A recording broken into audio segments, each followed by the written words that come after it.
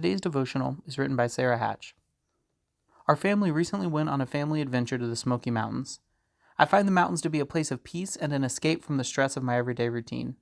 I can just look out over the mountains and feel the weight of the world melt away. I can feel the presence of God and feel God's glory. At the time for our trip grew closer, I started to notice the weather predictions. They were not in our favor. Very high percentages of rain for all 3 days we planned to be there. It was hard not to let discouragement and dread creep in. The what ifs. What if we don't get to do any hiking? What if we can't see anything because of the clouds? What if we drive all this way and we don't get to do anything as we planned? But we push forward with our plans to hike and explore, rain or shine. It turned out that for most of the trip we had amazing weather with just a little rain on one day that actually got us wet. None of us melted.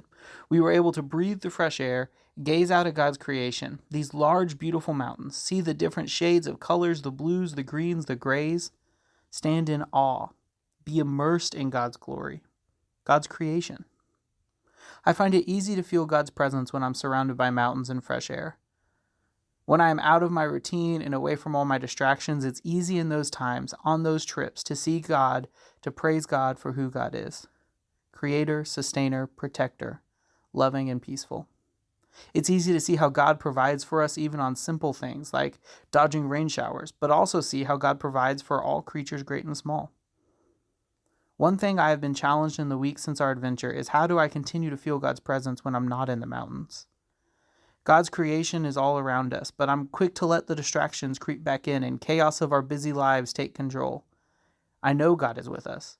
But sometimes, when I'm stuck in the Monday weekly grind, I long for the closeness I felt when I was away in the mountains.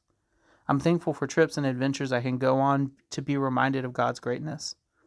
I'm also thankful when I can return home with a new perspective and a reminder that God is always near, high up in the mountains and with me in the car in the pickup line and in my office with my piles of paper.